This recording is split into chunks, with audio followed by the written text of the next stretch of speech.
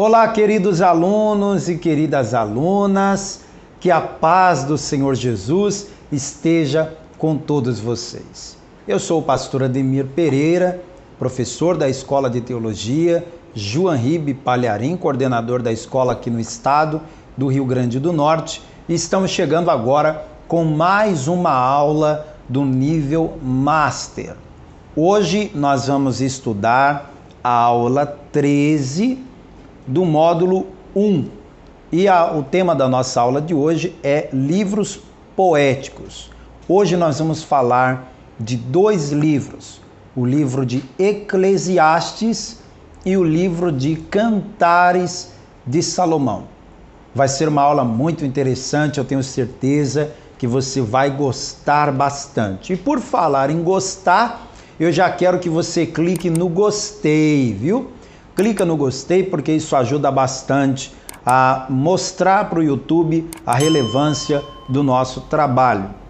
E ao longo da aula você pode ficar à vontade para comentar aí no chat, comentar nos próprios comentários aqui logo abaixo, para que eu possa saber como que você está acompanhando, se você tem dúvida, se você está entendendo bem a nossa aula. E para começar, eu quero fazer uma oração com você. Feche os olhos, vamos falar com Deus. Senhor nosso Deus e Senhor nosso Pai, nesse momento nós nos debruçamos sobre a Sua palavra e queremos aprender de Ti, queremos aprender das Escrituras, queremos conhecer os mistérios da Tua palavra. Que o Teu Espírito Santo, o mesmo Espírito que inspirou os apóstolos, os profetas, que esse mesmo Espírito, ele venha nos inspirar para entender, para compreender a Tua santa e poderosa palavra. Que esse aluno, que essa aluna que está comigo agora nesta videoaula, possa receber o conhecimento e mergulhar profundo no entendimento da Tua palavra, em nome de Jesus, que assim seja. Vamos lá? Pegue a palavra de Deus, eu tenho aqui nas minhas mãos a palavra de Deus. Quero que você pegue a sua Bíblia aí. Aqui comigo no meu computador está a apostila do curso de teologia da aula de hoje, a apostila da aula 13, que é a última aula desta matéria de livros poéticos. Eu já falei aqui do livro de Jó, já falei de Salmos e de Provérbios.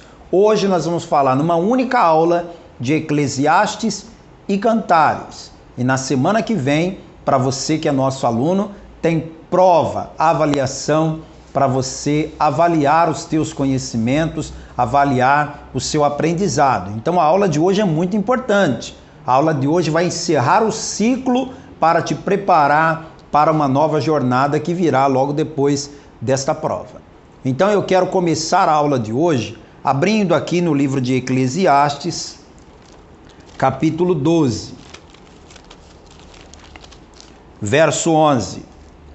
Diz assim: as palavras dos sábios são como aguilhões, como pregos bem fixados pelos mestres das congregações, que nos foram dadas pelo único pastor. Demais disso, filho meu, atenta. Não há limites para fazer livros e o muito estudar, enfado é da carne. De tudo que se tem ouvido, o fim é: teme a Deus e guarda os seus mandamentos, porque este é o dever de todo homem. Então esse é o resumo desse livro. De tudo que você ouviu e aprendeu, o resumo é: teme a Deus e guarda os seus mandamentos, porque esse é o dever de toda pessoa, homem, mulher, de todos nós. Esse é o dever, temer a Deus e guardar os seus mandamentos. Vamos ler o conteúdo da apostila?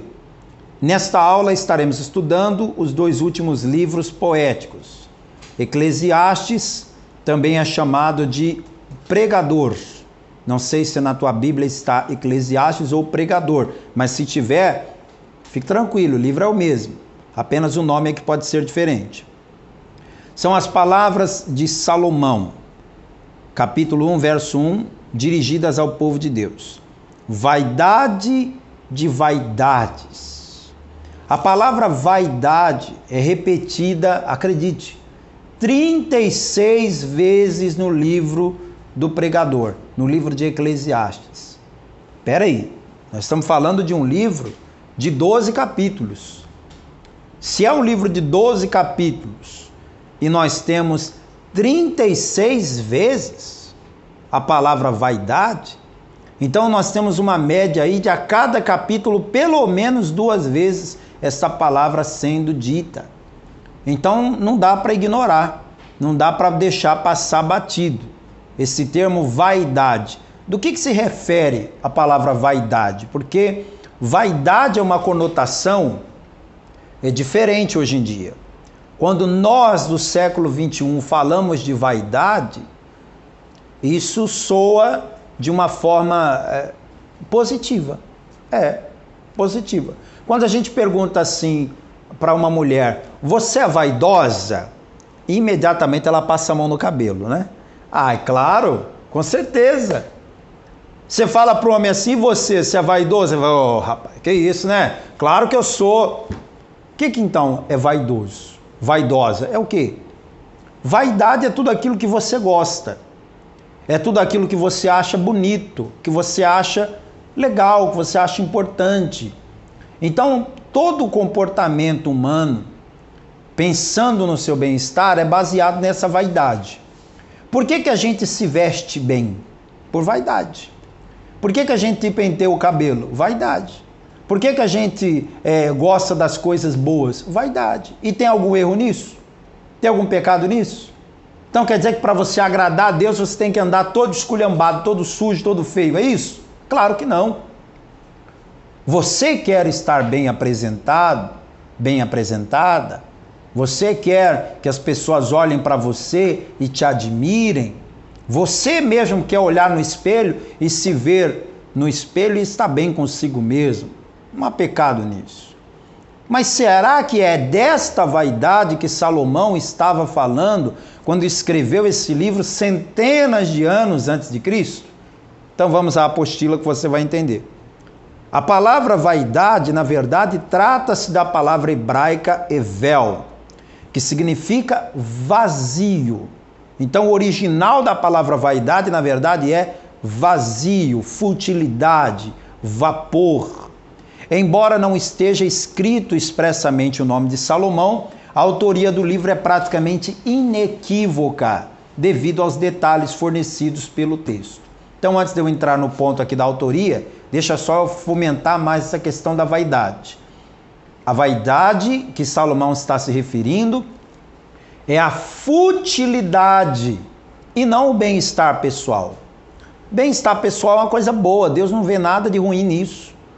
O problema da vaidade que está falando aqui é o vazio, é a futilidade.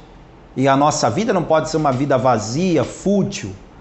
Nossa vida tem sentido, tem uma razão, porque Jesus preencheu todo o vazio da nossa vida.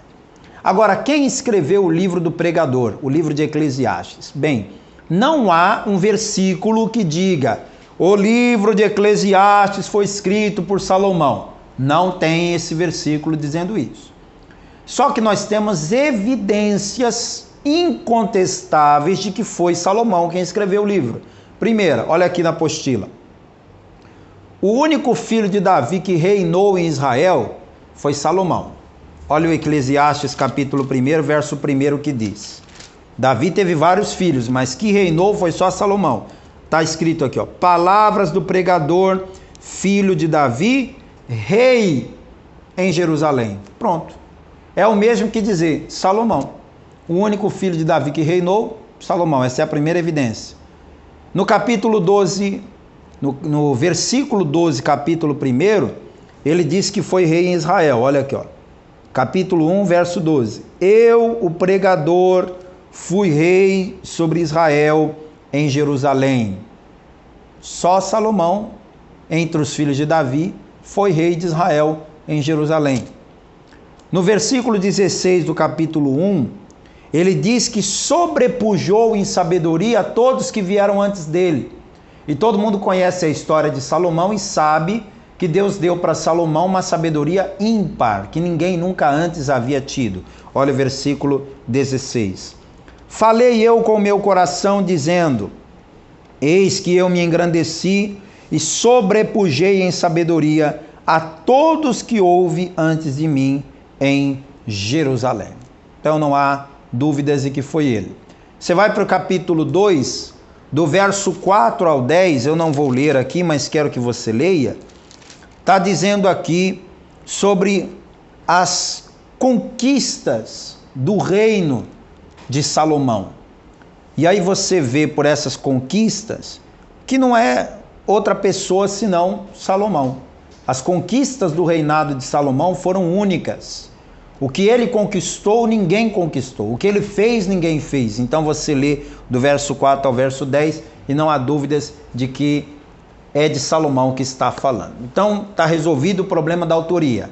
O livro de Eclesiastes, o livro do pregador, é de autoria de Salomão. Apostila. O título hebraico Qoheleth é um termo raro, encontrado somente neste livro. No capítulo 1, capítulo 1, verso 1 e 2, 12, no capítulo 7, 27, no capítulo 12, do 8 ao 10. Ele deriva da palavra kalal, convocar uma assembleia, reunir. Assim, ele significa aquele que dirige a uma assembleia, um pregador. Então, o título hebraico de Eclesiastes está relacionado à assembleia, a reunir.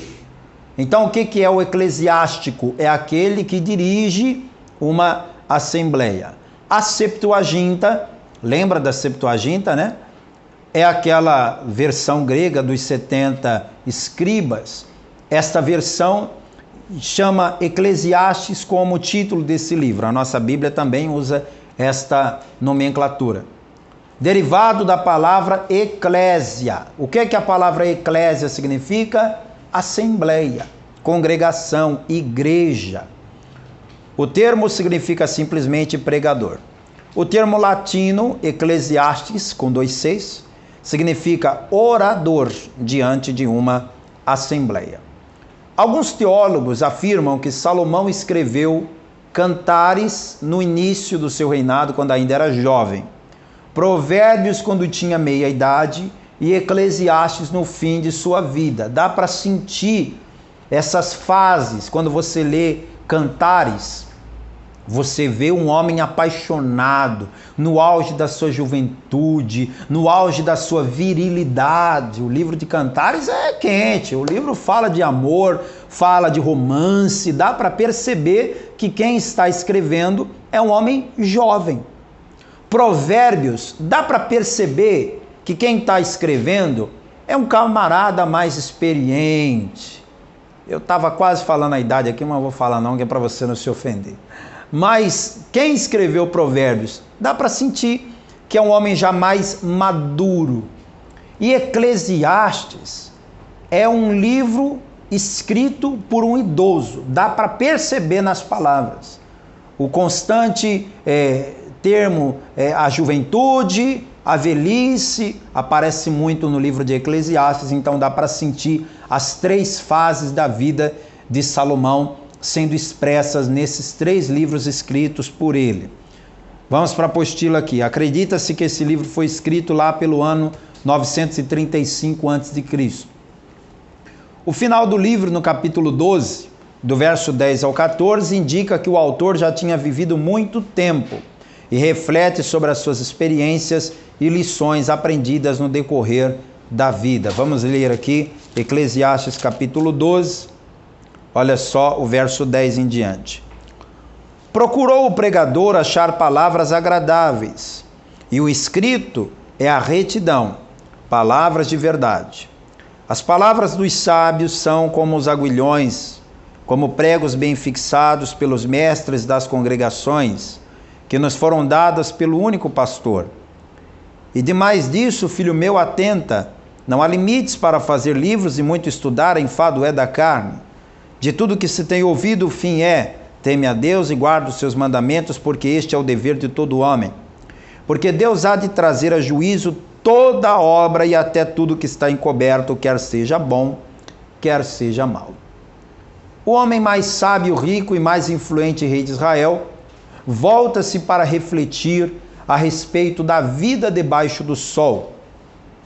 Aqui no capítulo 1, verso 3 e no verso 9, o pregador Salomão, o autor desse livro, fala disso. Olha o verso 3. Que vantagem tem o homem de todo o seu trabalho que ele faz debaixo do sol? Olha o verso 9. O que foi, isso é o que há de ser. E o que se fez, e isso se tornará a fazer. De modo que nada há novo debaixo do sol. A partir da perspectiva humana. Então, ele avalia a vida na Terra a partir da perspectiva humana. Não estamos lendo aqui uma perspectiva divina, ok? Ele entende que riqueza, poder, popularidade, prestígio, prazer, nada pode preencher o vazio da alma do ser humano, a não ser o próprio Deus. Eu disse a você que a palavra vaidade é citada muitas vezes, 36 vezes para ser mais exato, nesse livro de Eclesiastes. E qual é o significado de vaidade no original hebraico? É vazio. Então a reflexão que Salomão deixa nesse livro, já na sua idade avançada, é que por mais que a pessoa conquiste, por mais que ela realize, por mais que ela faça grandes coisas, todo ser humano tem um vazio.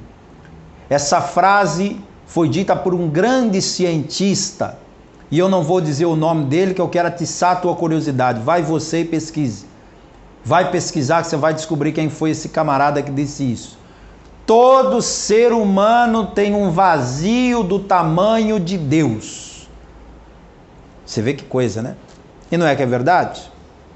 Todo mundo tem um vazio do tamanho de Deus. Enquanto Deus não entra na vida da pessoa, enquanto Jesus não entra na vida da pessoa, aquele vazio está lá.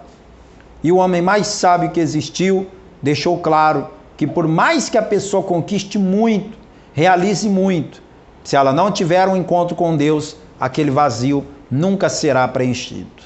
Olha o comentário de Myers na página 221. Não é preciso sair da Bíblia para encontrar a filosofia meramente humana da vida. Deus nos deu no livro de Eclesiastes o registro de tudo que o pensamento humano e a religião natural já conseguiram descobrir a respeito do significado e do objetivo da vida. Os argumentos do livro, portanto, não são os argumentos de Deus, e sim os registros de Deus com respeito aos argumentos do homem. Isso explica por que certas passagens desse livro estão em desacordo com o restante da Bíblia.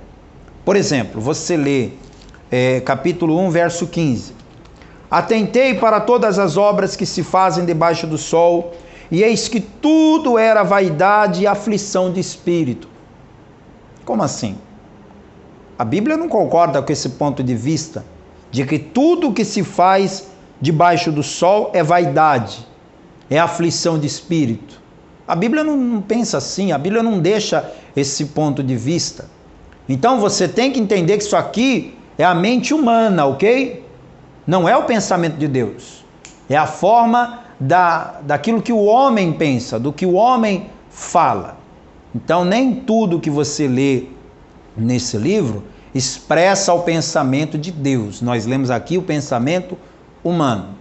O autor é Salomão e o livro é uma autobiografia dramática de sua experiência e de suas reflexões no tempo em que andou afastado da comunhão com Deus.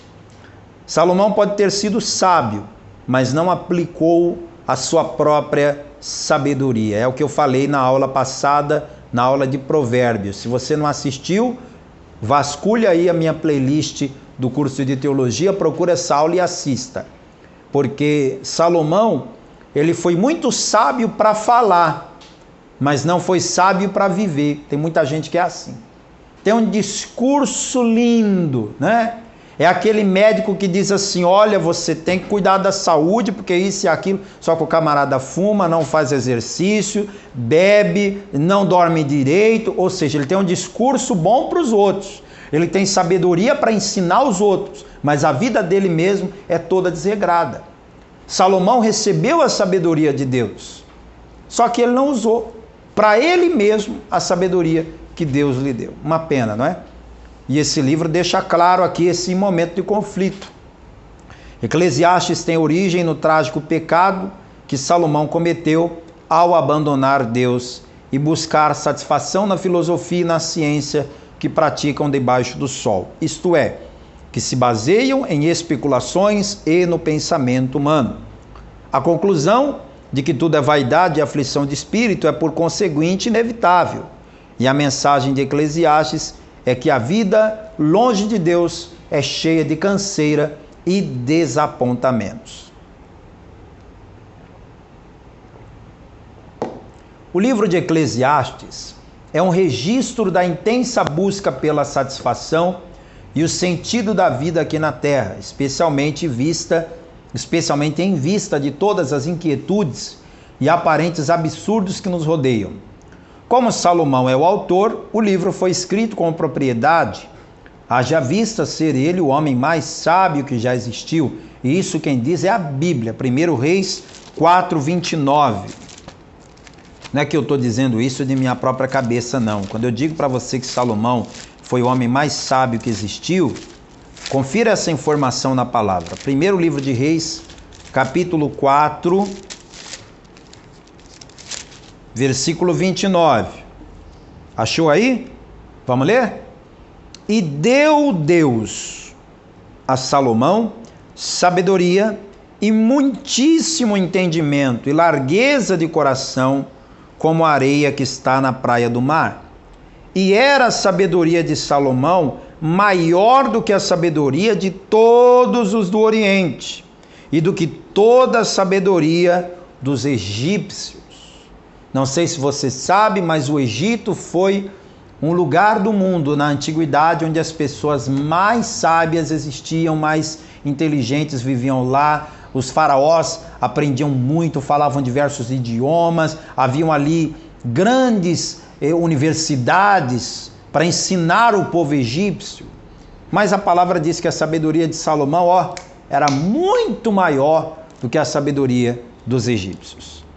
Continuando na apostila, o pregador conclui o livro entendendo que a boa vida só é alcançada quando há temor e obediência a Deus. Aqueles que não têm temor nem obedecem a Deus estão fadados a viver uma vida fútil e sem sentido. Afinal de contas, as palavras do sábio foram dadas pelo único pastor. Você termina Eclesiastes no capítulo 12, e aí você vai lá no verso que eu comecei, né? De tudo que se tem ouvido, o fim é: teme a Deus e guarda os seus mandamentos. Esse é o dever de todo homem. Agora vamos para o livro de Cantares. O livro de Cantares não tem muito o que dizer, mas o que tem para ser dito eu quero comentar com você aqui. Vamos na apostila. Cantares de Salomão, ou Cântico dos Cânticos de Salomão. Eu tenho bíblias que chamam esse livro de Cântico dos Cânticos. Tenho outras bíblias que chamam de Cantares de Salomão, mas o livro é o mesmo, fique tranquilo, e o conteúdo é o mesmo. De acordo com o capítulo 1, verso 1, Salomão é o autor desse livro, pois é mencionado 7 vezes. Então presta atenção. Diferente de Eclesiastes, que não cita em momento algum que Salomão é o autor, em Cantares nós temos 7 vezes a citação de que ele é o autor. Vai contando aí, capítulo 1, verso 1, verso 5, capítulo 3, verso 7, verso 9, verso 11, capítulo 8, verso 11 e 12. Então, todos esses textos aí mostram que foi Salomão quem compôs. Há também evidências do luxo da realeza e de bens importados, coisas que só na época de Salomão se viram em Israel. Em 1º livro de Reis, capítulo 4, verso 32, consta que Salomão escreveu 1005 cânticos. Por que esse livro chama Cântico dos Cânticos? Ou o hino dos hinos, né? O hino dos hinos, o Cântico dos Cânticos. É porque de todos os cânticos que ele compôs, esse aqui foi o mais cheio de amor, foi o mais romântico, foi o mais tocante no que diz respeito a relacionamento, a sentimento. Tá bom? É por isso que chama assim. Vamos lá na apostila. Muitos têm entendido que esse livro foi escrito no início do reinado de Salomão, por volta do ano 965 a.C. Nessa época, o rei tinha 60 esposas e 80 concubinas, sendo que esse número foi crescendo e chegou a um total de 700 esposas e 300 concubinas. Você não acredita? Então abre a Bíblia em 1º livro de Reis, capítulo 11, verso 3. Pastor Ademir, não é possível que esse homem era casado com tantas mulheres assim e eu só tenho uma.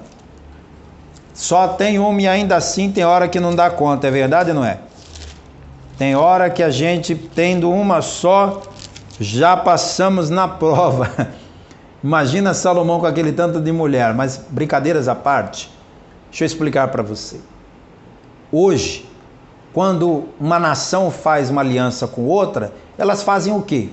Assinam um tratado, fazem um acordo. O Brasil, por exemplo, ele tem acordos. Tem o Mercosul, tem o G20, tem acordos, tratados internacionais. Basta que os presidentes se reúnam um determinado dia, assinem lá um acordo, uma espécie de contrato, está todo mundo comprometido com aquilo que está escrito ali. Na época da antiguidade, eles tinham por costume dar uma mulher em casamento ao rei, para dizer que estava ali feito um acordo, um tratado entre os povos. Muitas vezes o rei jamais se deitaria com aquela mulher. Até porque, vamos combinar aqui, que se Salomão tinha 1000 mulheres, 700 princesas e 300 concubinas, poxa vida, hein? Se o ano só tem 365 dias, faz uma média aí. Quantas relações sexuais ele precisaria ter para dar conta daquelas 1000 mulheres uma vez no ano? É óbvio, evidente, que Salomão não se deitava com aquelas mulheres. Aquilo ali era um acordo, era uma forma de dizer que Salomão tinha alianças com todos os países em redor. Mas é claro que isso é um fato que chama atenção. 1 Reis 11, 3. E tinha 700 mulheres, princesas, e 300 concubinas. Está aqui a informação. Voltando à apostila.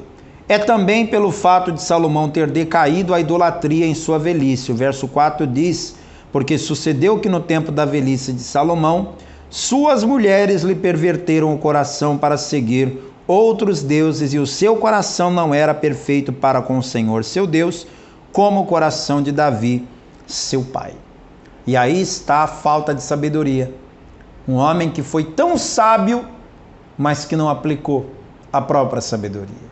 No final de sua vida, ele se deixou levar pelo encanto daquelas mulheres que diziam: Salomãozinho, acende, vai, uma vela aqui para o meu santo.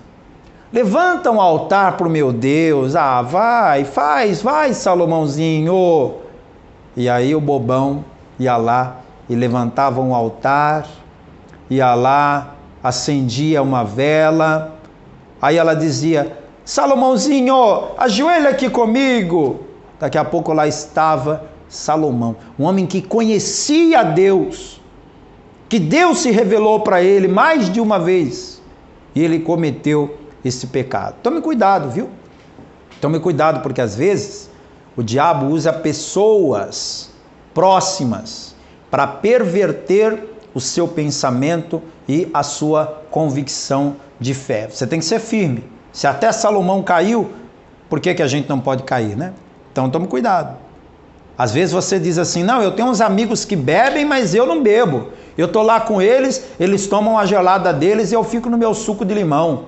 Tá tudo bem. Eles estão lá fazendo coisas erradas, eles fumam um trago ali, mas eu tô ali só na amizade, eu não fumo não. Toma cuidado, hein? Toma cuidado. Foi nessa aí que Salomão entrou pelo cano. Toma cuidado para isso não acontecer com você. Leia comigo na apostila. Também pelo fato de Salomão ter decaído da idolatria, já li isso. O livro é abundante em metáforas e simbolismo. É até um livro que você tem que ter uma inspiração para você entender, porque ele fala de metáforas e não se escandalize. Salomão, ele usa metáforas para descrever o corpo humano, inclusive o órgão sexual. Quem lê o livro de Cantares, às vezes fala, do que esse cara está falando aqui, hein? E você, às vezes, não entende a linguagem que ele estava se referindo. Era uma linguagem muito íntima, que ele escreveu aquele cântico para a Sunamita, a mulher que ele mais amou, para sua esposa. Então é um livro quente, como eu te falei, né? Continue aqui a leitura. Além das alegrias e preocupações do amor matrimonial. Muitos dos casamentos de Salomão são frutos de arranjos políticos, é o que eu te expliquei. Talvez a Sulamita tenha sido o único amor verdadeiro que ele teve em sua vida. Espiritualmente, o livro descreve Israel como noiva de Deus. Lá em Oséias 2, 19 e 20, o profeta Oséias também usou essa linguagem da mulher que se prostitui, da mulher que se desvia do seu marido, e muitas vezes ele se refere ali à igreja, ao povo de Deus, ao povo de Israel, que deixou o noivo, que deixou o Senhor para se prostituir espiritualmente após os outros deuses. Assim como a vida humana encontra a sua satisfação máxima no amor entre um homem e uma mulher, a vida espiritual encontra a sua plenitude no amor de Deus por seu povo e no amor de Cristo por sua igreja. Os personagens principais do livro são a noiva, a Sulamita, e o rei Salomão, e um coro, as filhas de Jerusalém. Temos um comentário aqui. O título hebraico Shir Hashirim vem de capítulo 1, verso 1, Cântico dos Cânticos. O nome está no superlativo e fala do mais belo cântico de Salomão, o mais bonito de todos, o Cântico dos Cânticos.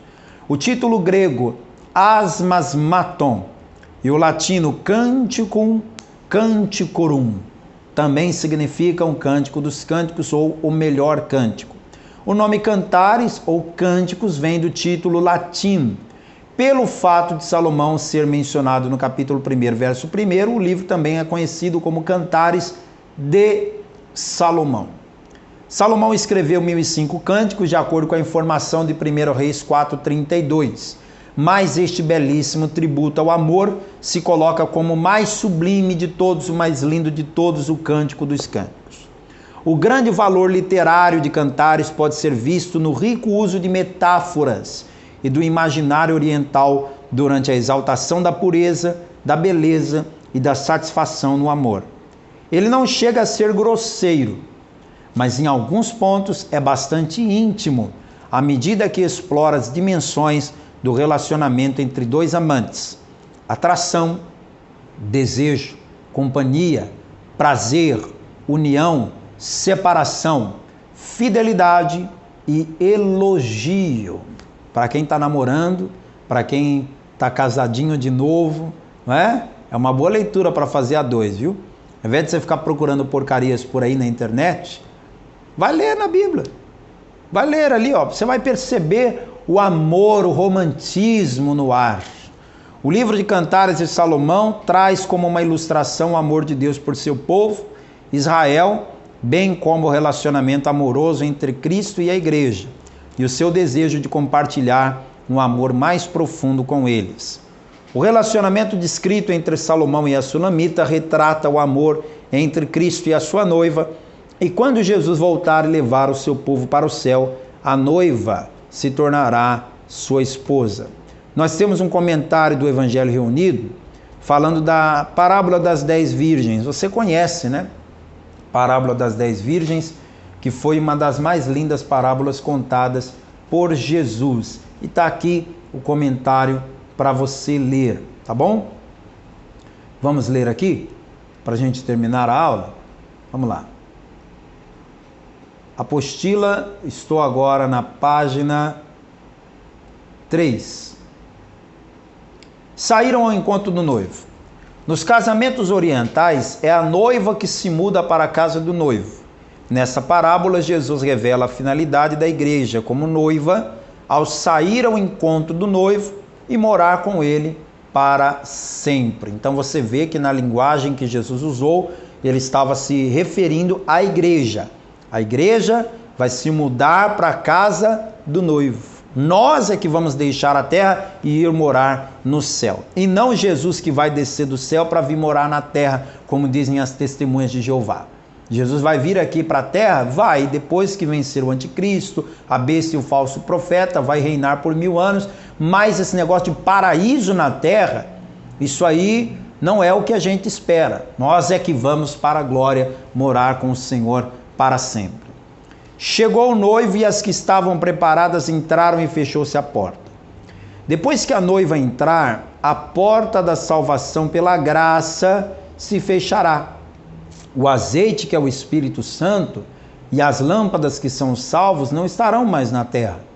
A luz do mundo se apagará e só restarão as trevas exteriores, o reinado do anticristo. Clareando para você entender melhor. No início da vida cristã, cada pessoa recebe Jesus como único, suficiente, exclusivo e eterno Salvador. Recebe pureza, como se nunca tivesse cometido pecado, assim como uma virgem. Então o que a virgem representa? A pureza. A pureza é o estado em que está a pessoa que recebe Jesus. Você vem para Jesus cheio de pecado, mas Jesus faz o quê? Te purifica. João disse, o sangue de Jesus Cristo nos purifica de todo pecado. A luz, o que é a luz? Jesus disse, eu sou a luz do mundo, então está claro.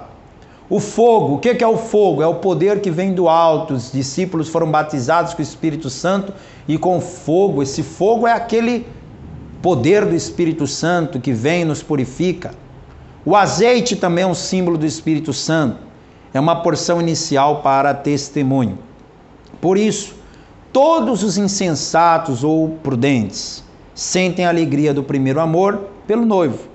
Cabe a cada um ser prudente e manter a lâmpada acesa, cheia de azeite, porque a vinda do noivo está cada vez mais próxima. Essa é a linguagem expressa ali nesta parábola. Como é que era o casamento nos tempos de Cristo? Esta parábola fica ainda mais interessante quando a gente conhece um pouquinho de como que era o casamento daquela época. Vamos ver aqui.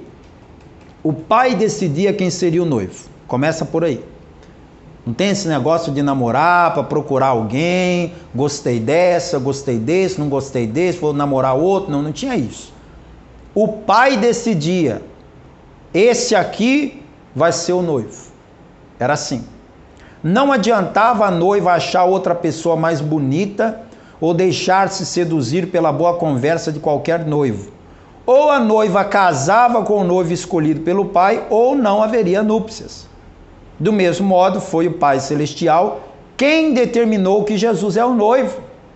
Não cabe à humanidade escolher outro. Eu prefiro Kardec. Eu prefiro Buda. Eu prefiro esse ou aquele. Ei, Jesus é o noivo e pronto, acabou. Nós somos a noiva, o Pai escolheu. Ele é o noivo. Então você quer o casamento? É com Jesus. Não tem outro não. Não tem outra opção. Porquanto determinou um dia em que com justiça há de julgar o mundo por meio do varão que para isso ordenou, e disso tem dado certeza a todos, ressuscitando-o dentre os mortos. Está lá em Atos 17:31. Quem determinou que só Jesus salva foi o Pai. Atos 4:12. Em nenhum outro há salvação, porque também debaixo do céu nenhum outro nome há dado entre os homens pelo qual devamos ser salvos. É ele o noivo, ou não haverá bodas com nenhum outro. Simples assim. O noivo tinha que pagar um dote. Não era de graça não, chegava lá, uma meia dúzia de palavras no ouvido do sogrão e levava embora. Tinha que pagar o dote. Se Jesus é o noivo, nós somos a noiva, eu te digo, foi pago um dote ou não? Foi pago um preço para esse casamento acontecer? Leia aí na apostila. Jesus pagou o mais alto dote pela noiva. 1 Pedro 1, 18 e 19. Sabendo que não foi com coisas corruptíveis como prata ou ouro, que fostes resgatados da vossa vã maneira de viver, que por tradição recebeste dos vossos pais, mas com o precioso, glória, com o precioso sangue de Cristo, como de um cordeiro sem defeito e sem mancha. Ele pagou o dote. O dia do casamento, como é que funcionava? Naquele dia, o noivo, acompanhado dos seus amigos, saía da casa de seu pai e ia até a casa da noiva, cantando com alegria. Todos iam tocando instrumentos. Assim será nas bodas do cordeiro. Você sabe que essa palavra bodas ou bodas, tanto faz, a pronúncia tanto faz, significa casamento. Em Portugal não fala casamento, fala bodas. Estou me chamando fulano para minhas bodas. É casamento. Ele sairá da casa de meu pai e virá acompanhado de seus amigos, seus santos anjos. Mateus 25, 31 diz isso. Que estarão soando as trombetas, porque o mesmo Senhor descerá do céu com alarido, com voz de arcanjo e com a trombeta de Deus. Olha como tudo bate, tudo se encaixa. A festa de casamento, como que era? Era na casa do noivo. A noiva era escoltada pelo pai até a tenda de núpcias. Igualmente, após tomar sua noiva, Jesus irá levá-la para a glória. Está escrito lá na primeira carta de Paulo aos Tessalonicenses. E os que morreram em Cristo ressuscitarão primeiro, depois nós, os que ficarmos vivos, seremos arrebatados juntamente com eles nas nuvens a encontrar o Senhor nos ares. E assim estaremos sempre com o Senhor. Dali para a tenda de núpcias. Na casa de meu pai há muitas moradas, disse Jesus. Se não fosse assim, eu vou-lhe teria dito, pois vou preparar-vos lugar. Se eu for vos preparar lugar, virei outra vez e vos tomarei para mim mesmo, para que onde eu estiver, estejais vós também. Última informação. A festa de casamento na época de Jesus durava 7 dias. Uau! Imagina! A gente faz um casamento hoje com uma festa aí durando 4 horas, 5 horas, a gente gasta uma fortuna. Imagina 7 dias. Naquela época era assim. Espiritualmente falando, o que isso tem a ver com a igreja de Cristo? As núpcias do cordeiro com sua noiva deveriam durar 1 semana de anos, conforme o profetizado em Daniel 9:27. Mas como após o arrebatamento começará o reino do anticristo na terra, seguido da grande tribulação, o noivo abreviará suas núpcias, conforme ele mesmo disse. Então haverá uma tribulação tão grande como nunca houve desde o princípio do mundo até agora, nem jamais haverá. Se o Senhor não abreviasse aqueles dias, ninguém se salvaria. Mas por causa dos eleitos que escolheu, abreviou aqueles dias. Antes das bodas do Cordeiro, nas nuvens do céu e em oculto, se dará o tribunal de Cristo, onde os salvos receberão ou não suas recompensas pelo trabalho prestado aqui na terra, ou açoites, conforme o conhecimento de que o servo tinha da vontade do Senhor e não fez. Assim como registrado na parábola, temos que estar prontos, com as botijas cheias de azeite, esperando pela volta do noivo. Maranata, ora vem, Senhor Jesus.